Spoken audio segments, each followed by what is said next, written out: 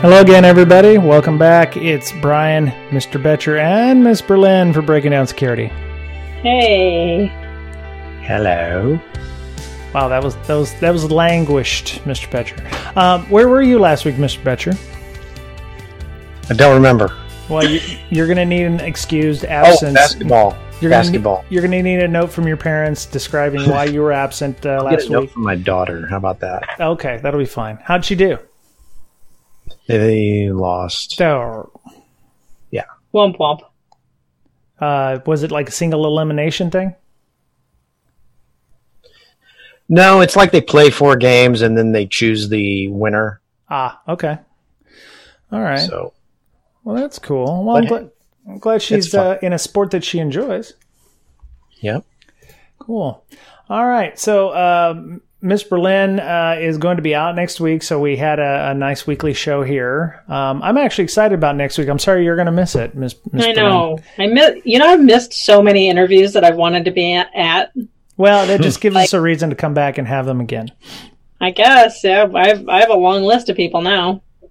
Well, just keep letting us know, and then we'll get them on. And I feel like you're scheduling all of these people specifically when I'm gone. No, I'm not doing that. They're like, oh no, they said they'll come on the podcast. They just don't like Amanda. It's fine. No, you got camping, so she's gone enough. We can figure out a day that works. Yeah. No. For those of you who don't follow us on Twitter, next week we have a very interesting show. One of our moderators who runs, who's a kind of a big deal at her company, has some audio from her call center representatives, because people call in asking about status of certain orders. Well, apparently they'd had somebody who was attempting to do some social engineering tactics on their CSRs and gain access to things like order information, contact information, phone numbers, etc.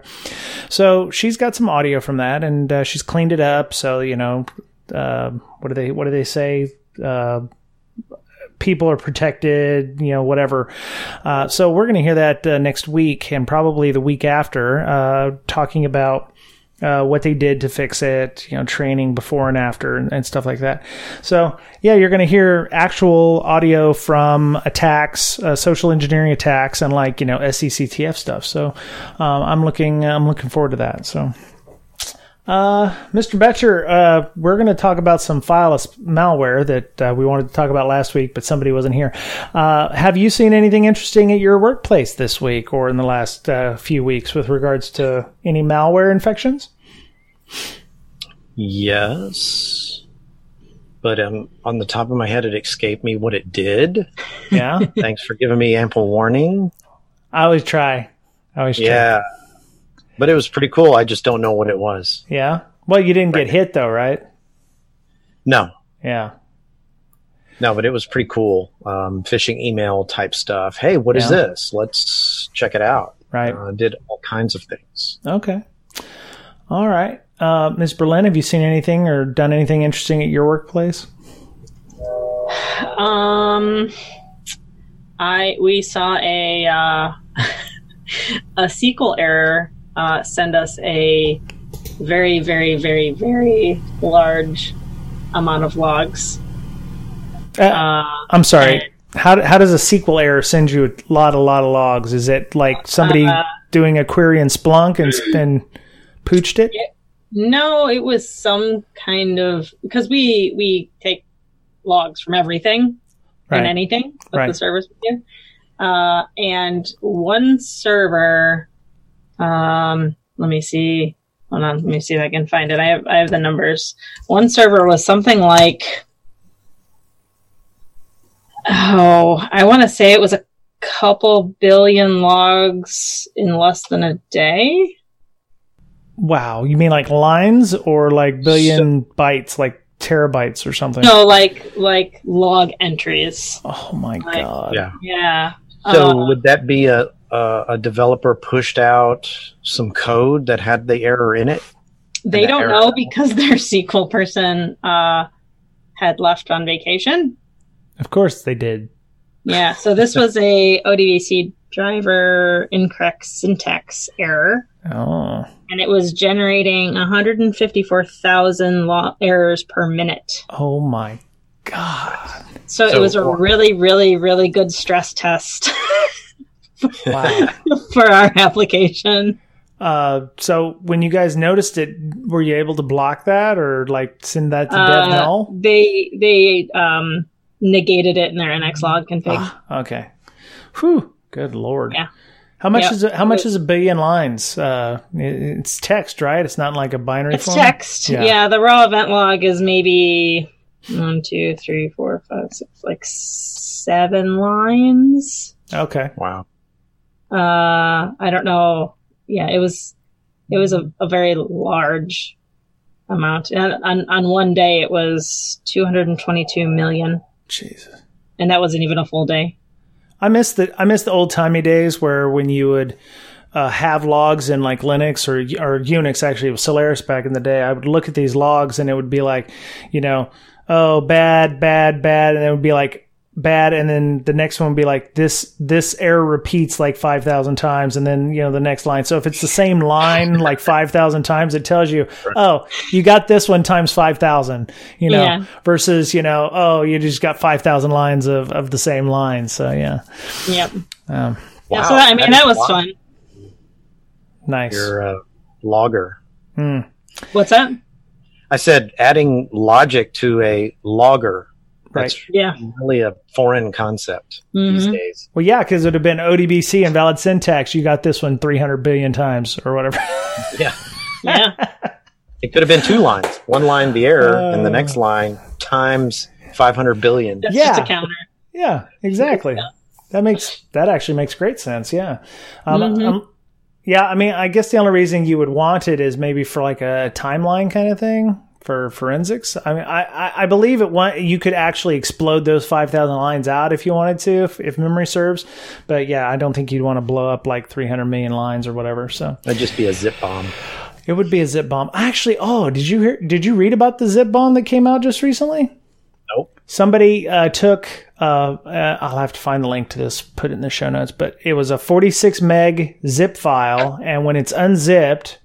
Like 4.9 petabytes, not even terabytes. Whoa. Yes. Holy cow. Yeah, he apparently the person figured out how to overlap files or something like that so that he got extremely large amounts of compression. But it was a 46 meg file and it exploded to 4-point-something petabytes. So. Holy cow. Yep. Zip bomb 4.9 petabytes. Yeah, there it is. Yep, July 11th. Yep, cool. All right, so we got some stuff to talk about. We're going to do some more news, and I actually have a bit of a rant that I'm going to go on from a story that I found on the Reg, but it also kind of affects me.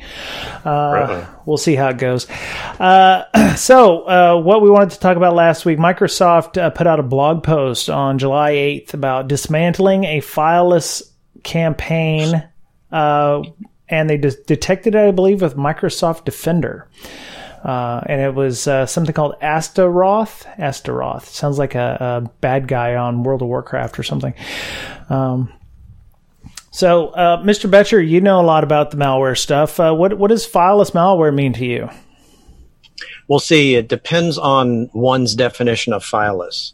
I don't believe fileless malware actually exists, but I can see if someone calls something fileless, but then they give a definition of fileless that meets their criteria, but it actually contains files, then maybe I guess they have the right to call it fileless if they define their own fileless. Right.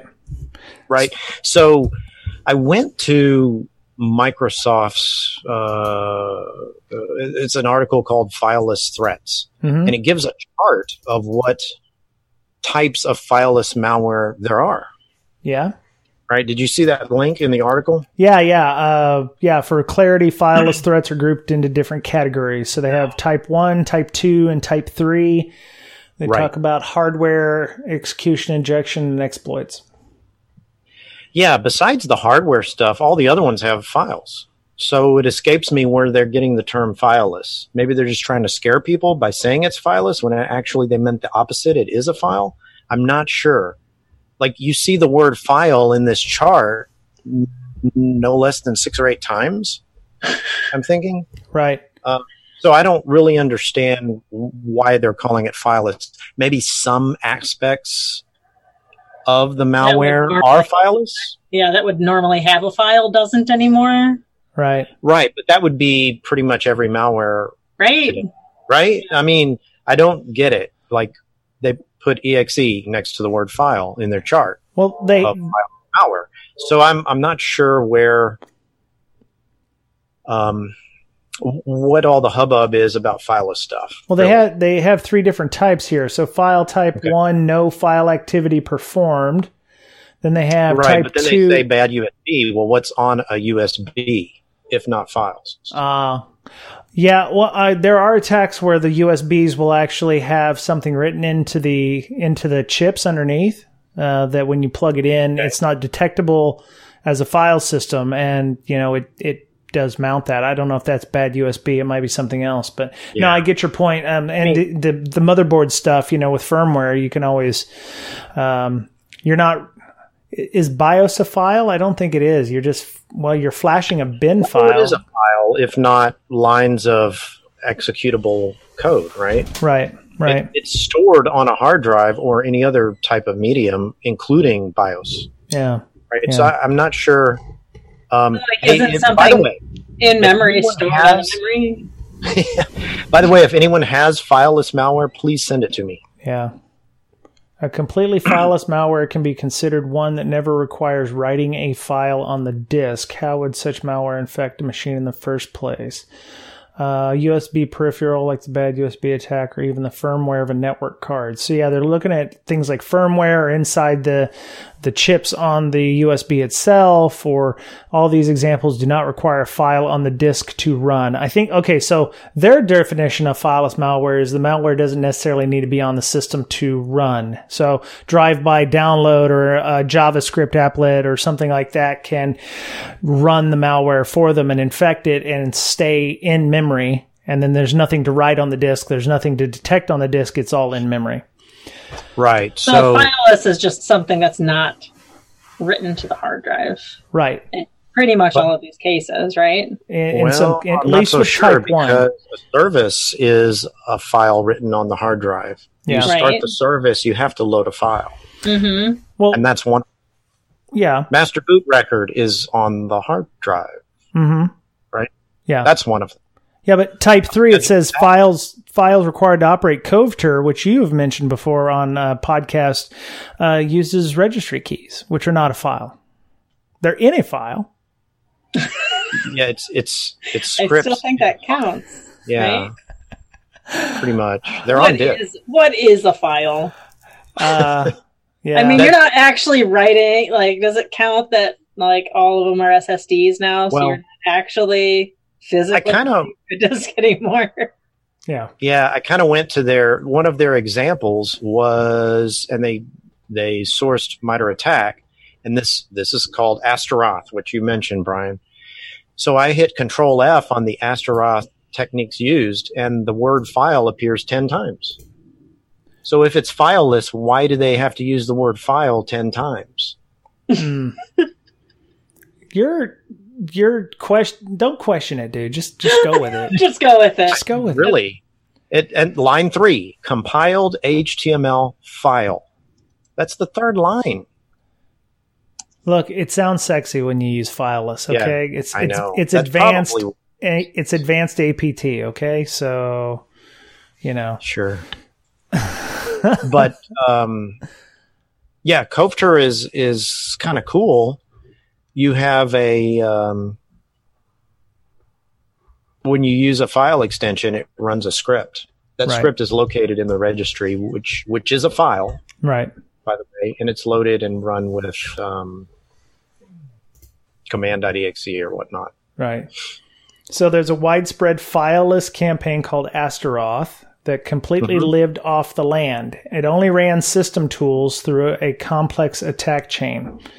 So Maybe we should have called this or texted. Oh no, it's just the ATP research team. So I don't think there was any one person who helped write this or did writing on this. Looks like it uses WMI to run a script, not a file, script. Right. And it collects data in a plain text file named r1.log. So, okay. Great. You're just mean. At this point, we're never going to get anybody from that team on here to talk about this. We're just going to have to find a day when you're... and I want to so bad because I really like everything that I've heard about ATP. We just need to find a day where Mr. Betcher's not going to be on and be like, oh, sorry, Mr. Betcher. What day are you not going to be here? Oh, that's the day you wanted to be on. Sorry. Yeah. So. That's for us. Initial payload is a malicious link file, right? That's where the payload, okay. But it's still fileless. Yes. I don't know. Yes, it is. Somebody needs to explain it to me. That's all, I guess. I'm just not hip enough to understand the new comings and goings of the podcast, taxonomy of the fileless threats. This podcast is never going to get sponsored by Microsoft, I can tell. They'll be their conditions will be like, you got to get that guy Betcher off there. He makes us sad. He makes us sad and want to cry. So, well, yeah, there's a lot to this one though. I mean, there's at least 7 steps, and there's probably multiple steps per. So it's like starts with an email with a link, which goes to a zip file, which has a link in it, which has a batch file, which runs WMI code or WMI commands, which causes more downloads of an XSL file, which is a XML style sheet language, which has JavaScript in it, which causes more WMI commands. So, I mean, it's just layers on layers on layers. I mean, there's at least 2 XSL files. There's JavaScript inside of those. Different methods by which you can gain access to it, all the way down to regserve 32. What's regserve 32, Mr. Betcher? Is that the registry editor? No. I'll have to go look that one up. People are screaming at us right now. Yeah, pretty much. So the payload is a DLL, which is a file. Right, which injects into... injection has been around for a while. There's different types of injection. Mm-hmm. But the payload always starts with a file, right? Right. You can inject code into Explorer. So whenever you have the GUI running in Windows and the attackers have injected, there is no actual file left that's running currently, right? You can't look at the code and say, okay, it belongs to that file. Right. Because the file may have been deleted, but the malware is still running, but it's just running inside of a process that exists normally. I was trying to see what a reflexive DLL loading is, because that was the thing needed. There it is, reflective. How can it be detected? There it is. So, dynamic link libraries, it refers to loading a DLL from memory rather than from disk. There's your file list. It's from memory. It's from memory. Yeah, it loads it from memory? Yeah, apparently reflexive DLL loading refers to loading a DLL from memory rather than from disk. Windows doesn't have a load library function that supports this, so to get the functionality, you have to write your own, omitting some of the things Windows normally does, such as registering the DLL as a loaded module in the process, potentially bypassing DLL load monitoring. So there's a link. I have a link. I'm going to post it in as well here. Damn your hide. For some reason, every time I put links into my Google Doc, it blanks the Google Doc. I don't know what the hell's going on. So, yeah, regserve 32 loads DLLs or registers them. Yep. Really weird. Anyway, so... But still, that code is in a file. Right. You can't get it into memory without either manually typing it from memory, the memory between your ears, or from a file. Right. Yeah. So they go down and they mention these protection technologies stop threats at first sight. Microsoft's industrial leading whatever delivers effective protection. So they talk about all the different places inside of the attack chain where those behaviors are seen and detected. So they were able to,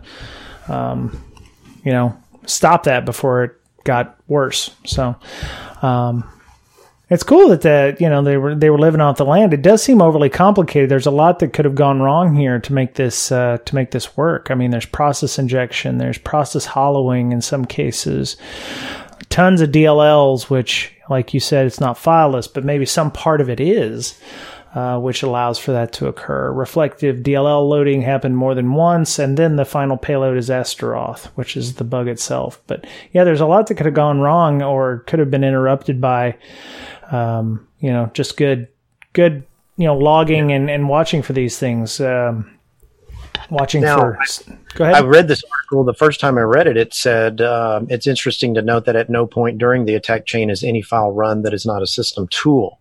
So I thought, well, maybe that's fileless. Maybe they're calling, for example, you get a 4688, which is a process execution.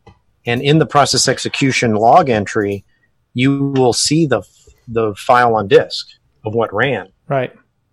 But even there, that's not fileless malware. It says right next to it, this technique is called living off the land. Okay, so living off the land is different from fileless. So they still don't define fileless anywhere in here. Right.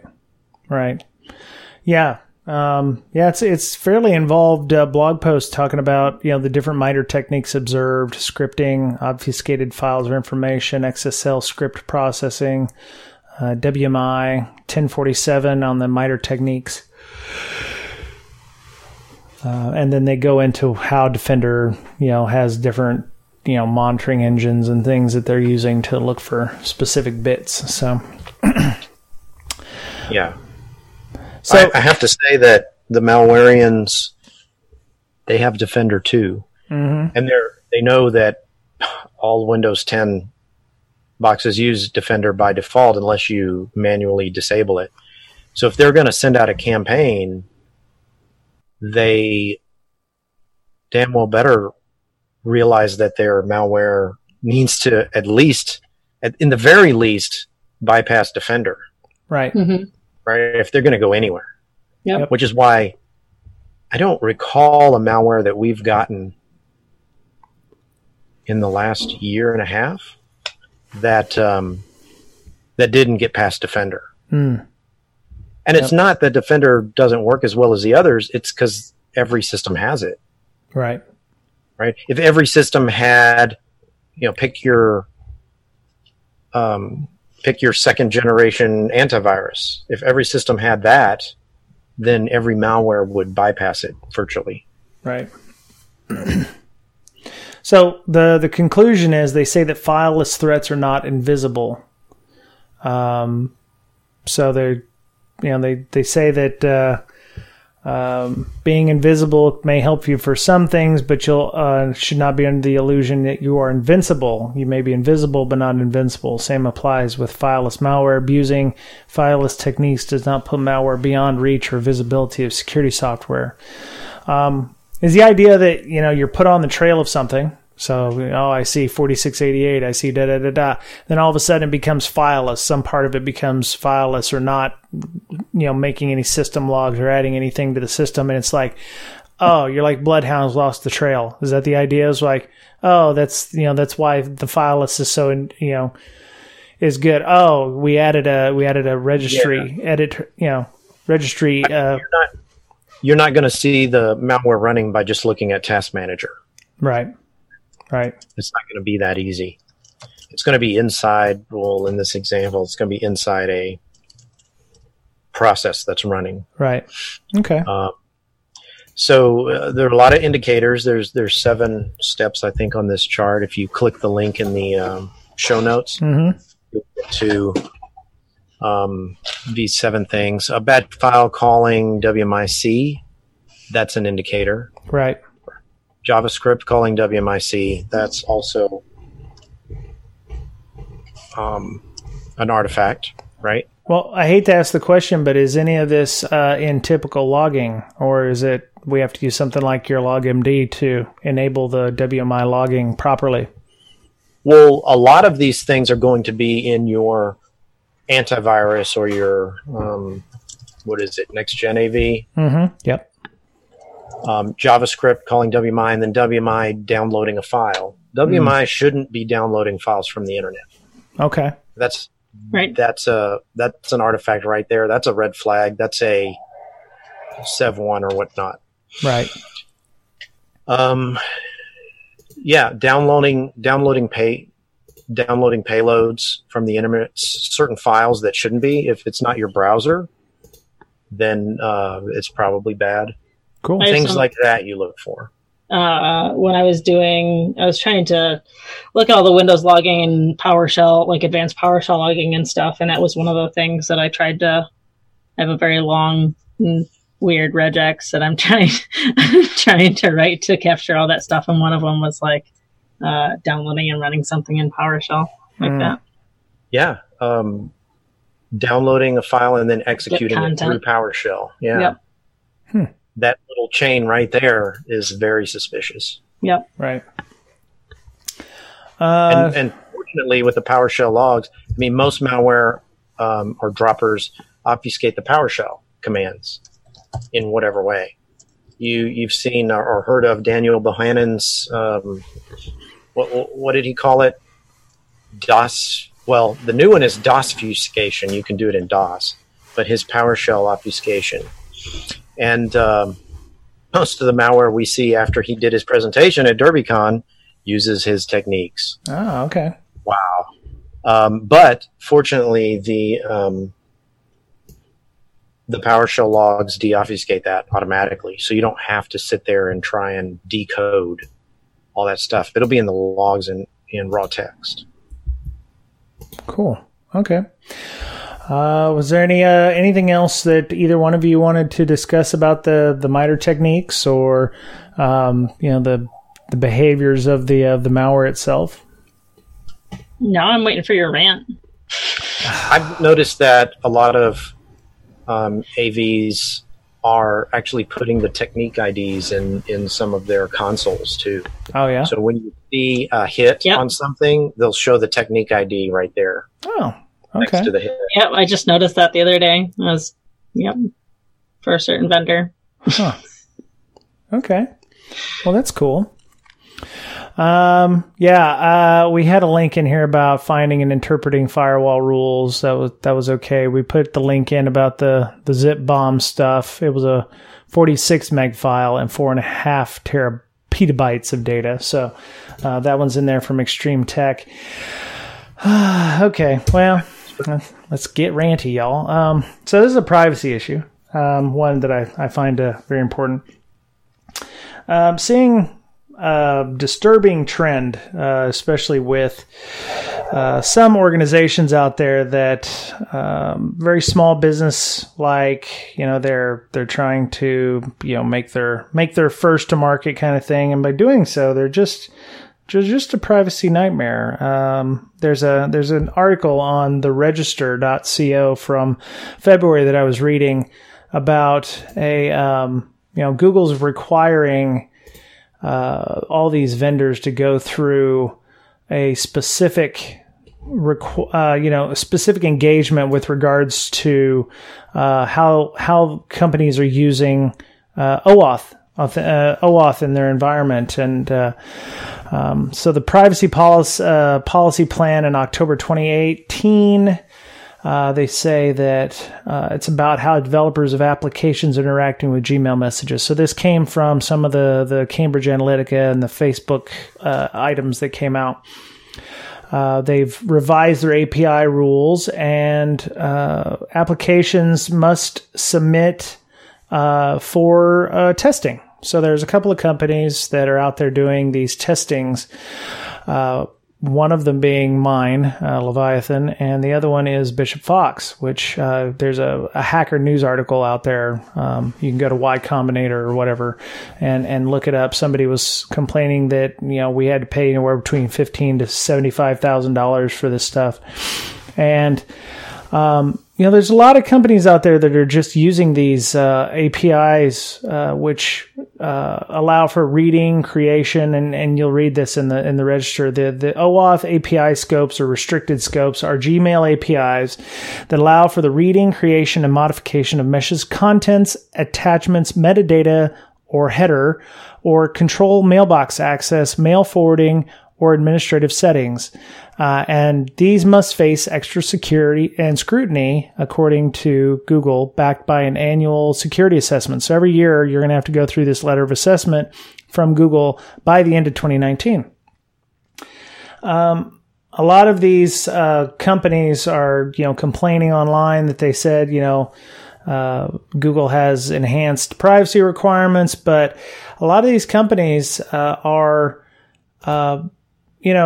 they have the ability to create, modify, delete not only your contacts, but your scheduling, your and also pull all of the inbox contents of your email and store them on servers that you don't have any control of.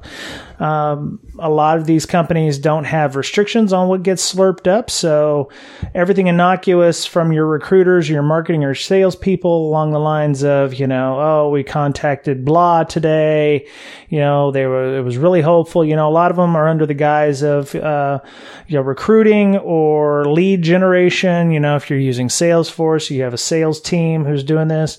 But conversely, it can get really nasty. You have, for instance, emails with business sensitive information. Subject message, 6-month, top secret plan sent out to all the sales and marketing people to help them understand, what's going to be happening with the product roadmap. That legal gets stuff. What's that? Could be legal stuff. Definitely legal stuff. PII. You send personal emails with, oh, hey, Bob, going fishing this weekend. By the way, here's the password for all of my financial information.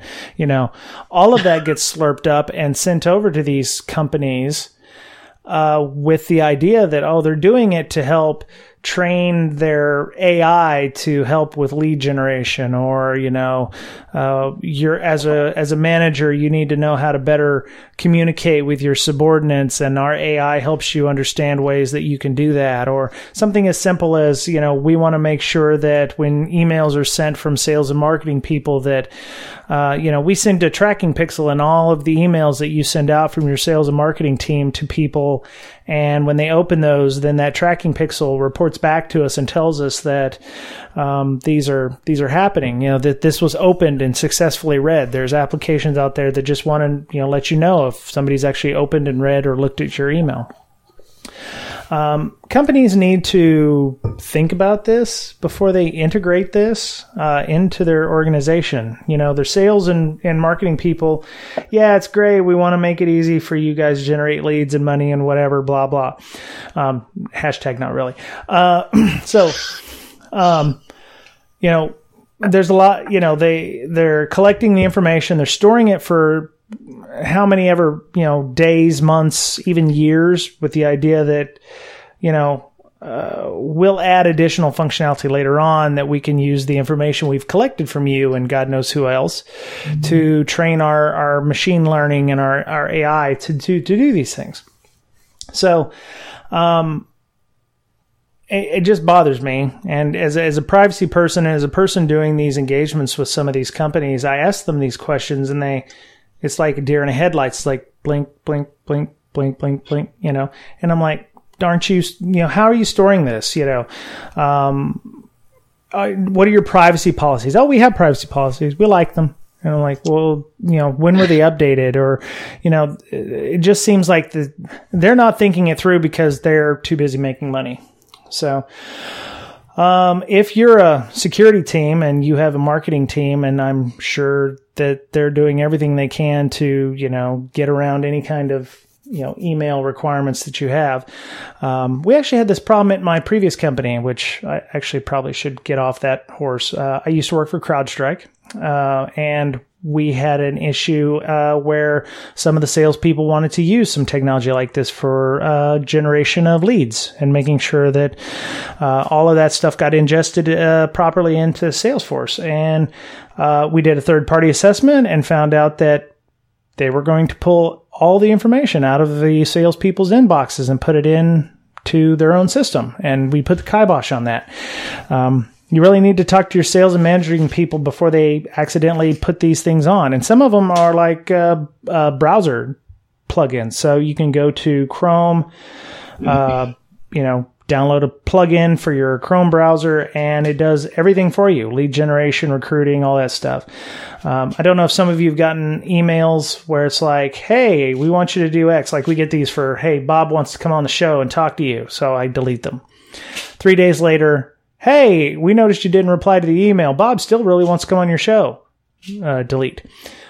5 days later, hey, we just want to, we're not going away until we get an answer from you. Bob still wants to come on your show. Do you want to come on?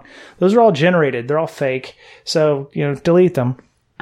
But yeah, I do that. And a lot of times it's like, hi, Amanda, whatever. And I'm like, wait, Amanda's not Brakesec. Well, she is, but she isn't. I get a lot of those from, hey, Amanda. And I don't know if it's just because you're more popular on Twitter than I am. But it's weird. Yeah. And a lot of them are, hi, Amanda. And I'm like, oh, okay, great. I've been getting some to work lately. Really?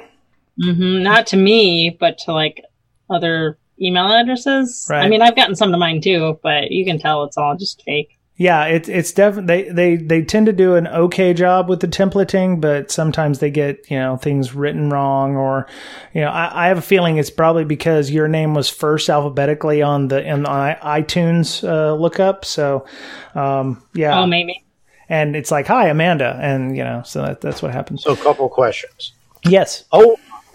Is where instead of logging on to this particular system with a new account, right? I just use my Google account to log in. Right. So the owners of this new system take my username and password and forward it to Google and get a response? Or does Google take the username and password and send them a response, good or bad? No. Okay. So the way it normally works is you decide, well, I'm not getting enough, I'm not getting enough marketing out there for LogMD. I'm going to go to this company because they're going to generate sales leads based on all the email stuff, because I've been sending a lot of emails. I just haven't been getting anything back. So you go to umptysquat.com and, hey, download our click here to log into our tool. So you log in, and what it'll tell you is, who's me? I'm are. I'm the guy trying to sell. Yes, Mr. And then I'm going to Humpty Squat. You'll go to umptysquat.com and log in. And what logging in will do is integrate their system to your inbox. So you have to opt in. Okay. I have to opt in. I have to give away my password. You have to give away an API key to allow them to reach inside your mailbox. It's not your credentials, but it's an API call that basically has access to everything inside your inbox. Okay. So I'm basically given keys to my inbox. Pretty much, yeah. So if your roadmap in there for like what you're planning on doing for the next 6 months, or, hey, I'm going to IPO in the next 5 months, here's our plans, that kind of shit could all, come into like, SEC insider trading stuff. Because one of the questions that I tend to ask them is, who has access to that data on the back end? Oh, all the developers or salespeople or marketing people, janitors, caterers, whatever. Yay, supply chain. Yeah, supply chain. Yeah. Yeah, and I'm like, okay, that's a lot of people. Oh, well, okay, yeah, hand wavy. So, these are questions that security team needs to ask when these things are getting added in. I don't know if it's because, we just don't ask these questions, but definitely have them in your third-party agreements, especially if it's something, it may just be as simple as email integration, but your sales and marketing people have a lot of business sensitive information in their mailboxes. They know what's coming out in the next 3 months. They know, what new features are going to be planned. They know about product roadmaps. They've been talking to product managers. Product managers are sending them email. They know, they have customer lists, so they know company A does business with, company B, C, and D. You're getting all kinds of private and very, very sensitive information being sent over to these third parties. And, you need to ask them how they're storing it, who's able to look at that stuff, is it being encrypted properly, have this language in third-party agreements, make sure they have at least a SOC 2, what are their data retention requirements, are they, any kind of legal requirements, if they're doing GDPR, if they're doing, this new CCPA, which is, I believe, California Consumer Protection Act. God, I need to go look that one up. Anyway, there's new California regulations that will be possibly in soon. Signed into law June 28th, 2018. I don't know if it's gone online yet, but CCPA is going to be a huge thing. And I expect other states to follow suit on that. But yeah, you need to ask these questions, even if it's something as simple as, email integration. One option is, if your salespeople want to do that, suggest a second email box for them, that they just do external facing email mailing stuff. Now, obviously that's not realistic. There's a lot of these companies out there that are going to try to get around your security team, or you in this case, and talk to your salespeople and show you how awesome it is and how it'll integrate with your Salesforce and your other CRMs and your ERPs, and make sure that you're doing everything as efficiently as possible. And I would argue that that's probably a huge mistake in some cases. Unless you just want to start, closing your sales and marketing people out of the loop with regards to product management and product cycles and, secretive information that they can tell their customers to hopefully get more leads. It can be a nightmare, and it's only a matter of time, I think, before we start seeing these companies that are doing email integration for sales leads and stuff, either they get popped or, they get caught with insider trading because, we're now kind of, customers with, new IPO or new pre-IPO or something like that. And we're going to go in and look in and, we found, chief marketing officers telling them when the IPO is going to happen. So, there's going to be insider trading. I could definitely see stuff like that happening. I don't know. That's just negative me, but that was my thought.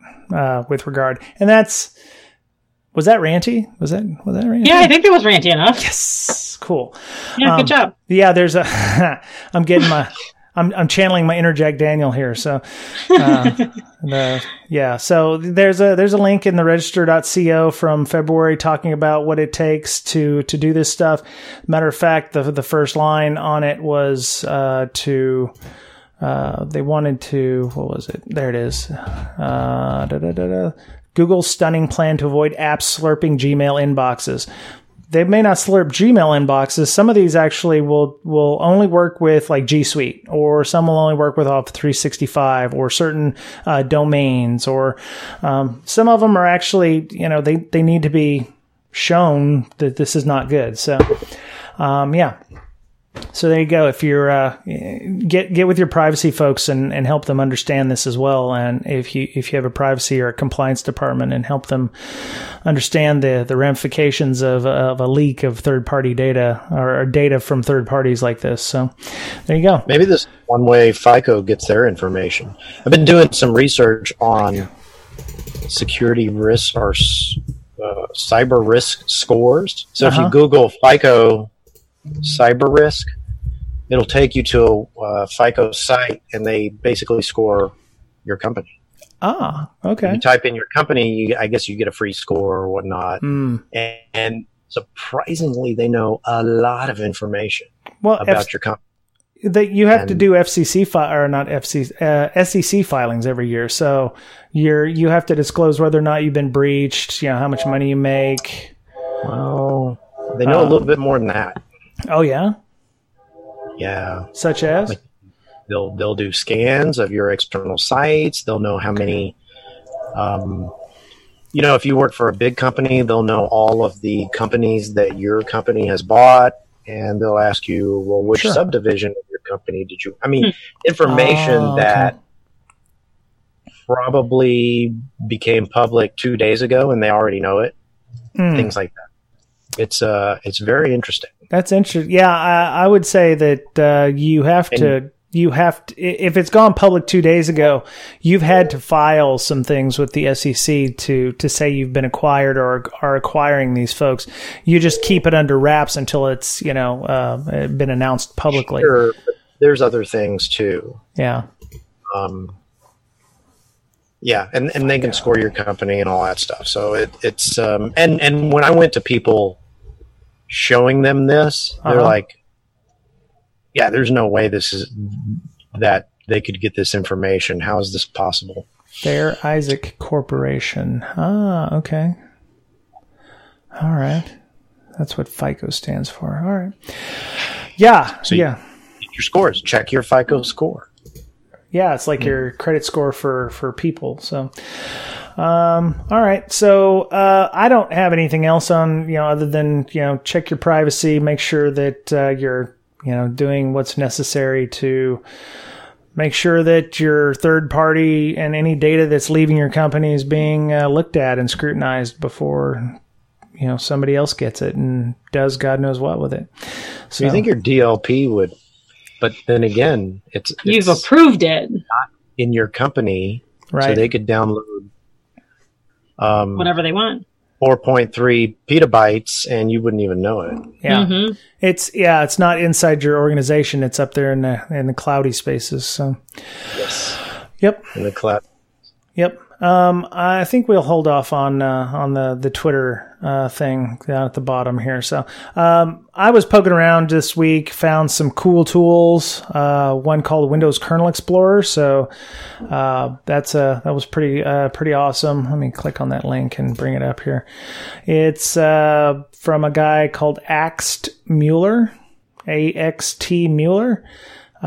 You can do kernel research. It's a Windows kernel research tool. Works from XP to 10 on 32 and 64-bit.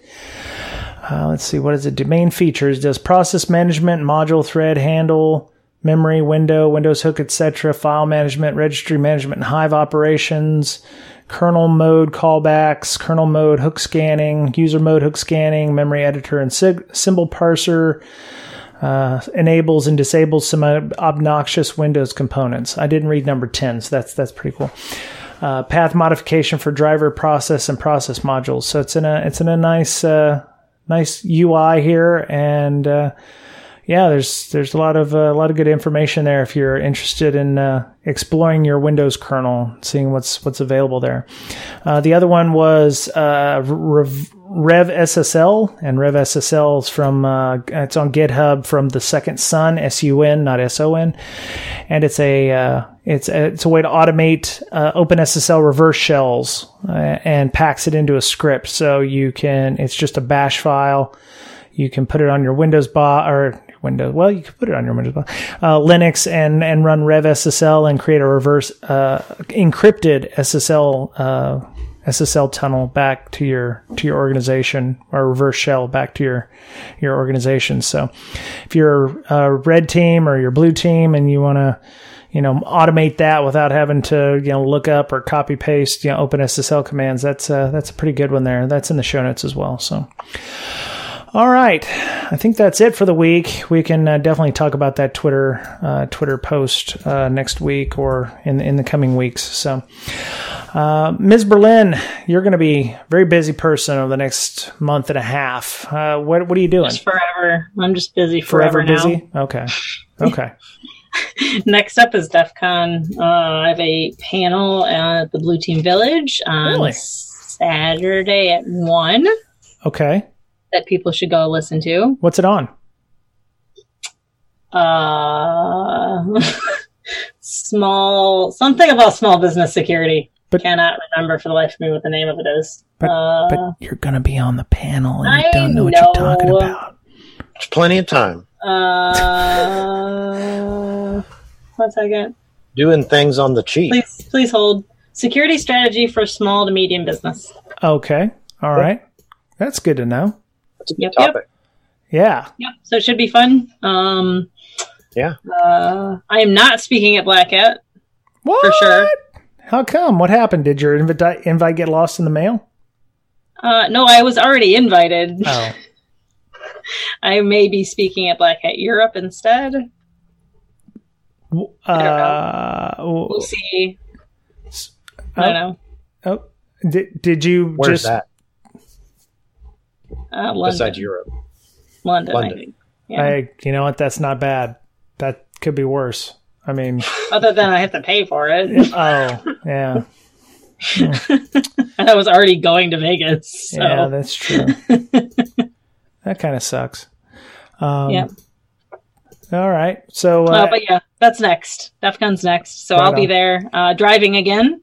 Oh, my. So I'll keep Twitter up to date with our DEF CON crazy drive So thing. if anyone listening is between Amanda's house and Vegas, like the Tour de France, just go stand outside with your sign, right?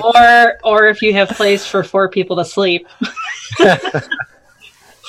And save us on some hotels. Yeah.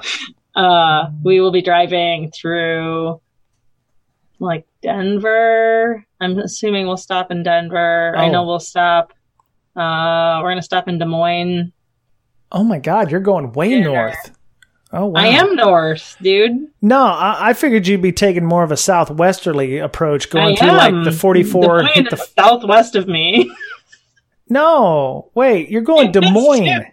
You're going through Des Moines and up that area. I know. That's southwest of me. Okay. I'm pretty sure. I don't go north. I figured you would take the 44 down through Missouri, hit the 40, and go across that way. That would be... I took whatever way Waze wanted me to... Plus, I know somebody in Des Moines, so... Oh, I see. Okay. I mean, we went to Zombie Burger last time, which was really, really good food. Okay. All right. So, I now have to look and see if Des Moines is actually southwest of me, because I'm confused. I thought it was more west, but... You wouldn't go through Oklahoma City? I don't know, because the globe is round, so I know we have to go through Chicago. No, it's pretty much straight. Wait. Straight across. You said the globe is round. No. It's all turtles, man. Turtles. It's all turtles. Yeah, we take 90 and 80 through Chicago, all the way through Des Moines, Omaha. Jesus, I got you.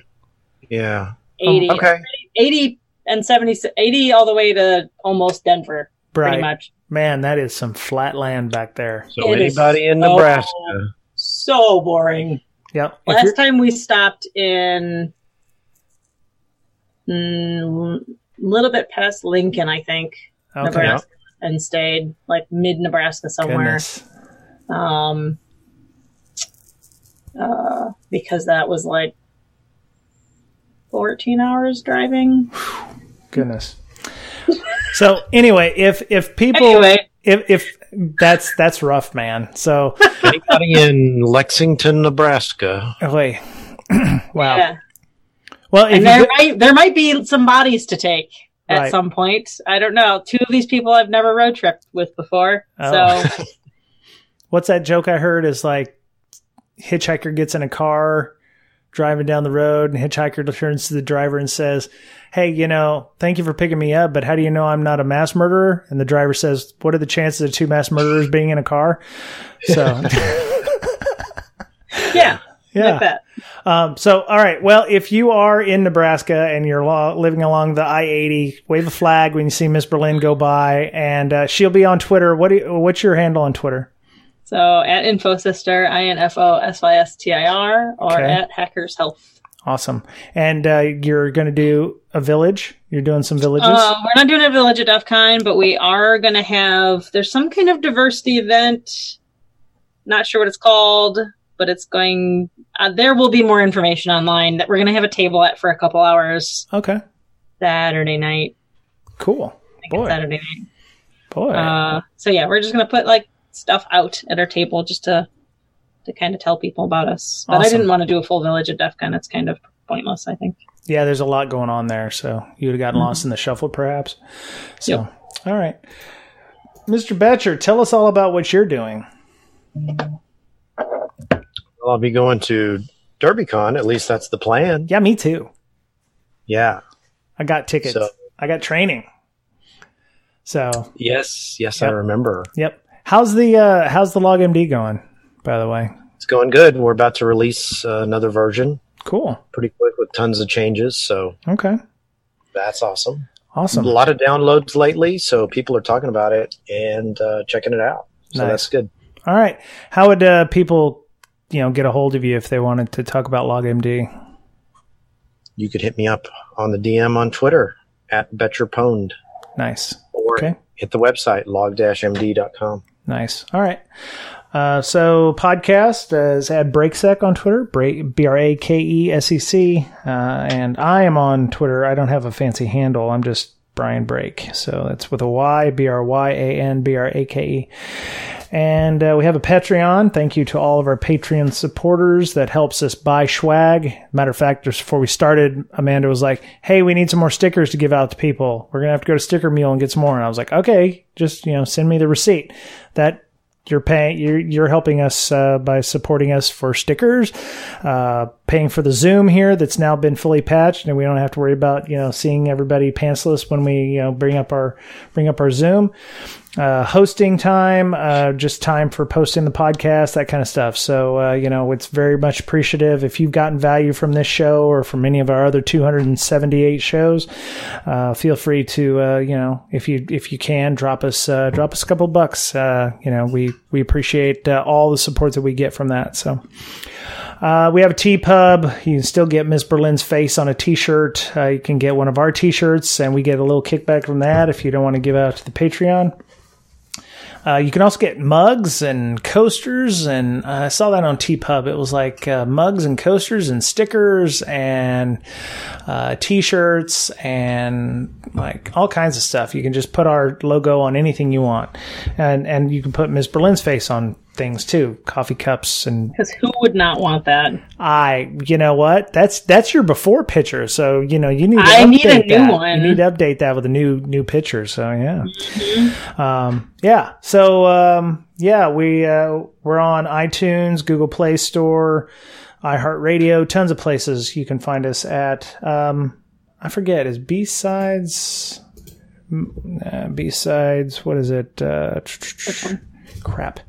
Well, there's a B-Sides I was mentioning a couple weeks ago on the Slack. Let me pull up my Boost Note here because I took notes. Come on, Boost Note. I'm telling you, I went to VS Code and Boost Note doesn't like me now because it knows I'm B-Sides Birmingham. B-Sides Birmingham. David Sybuck, one of our moderators on our Slack, which I forgot to mention the Slack. B-Sides BHAM. That's Birmingham, Alabama, not Birmingham, England.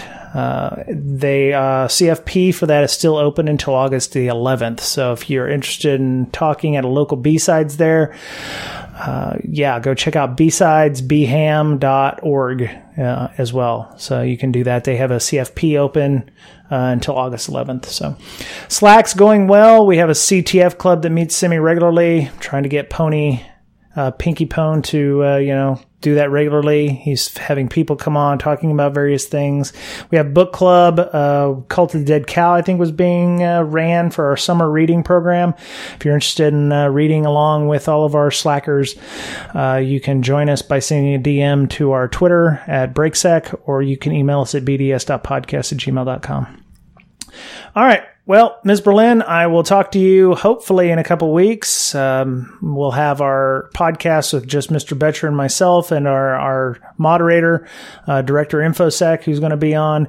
And we're going to learn about some social engineering techniques and things that did and didn't work at their call center next week. So I've already listened to some of the audio. That's why we're fairly certain that this one's going to happen. So knock on wood. And so... that was it for this week from the world headquarters here in Breakdown Security headquarters in Seattle, Washington. Have a great week. Be nice to one another. Take care of yourselves because you're the only you have. And we'll talk to you again soon. Bye-bye. Bye.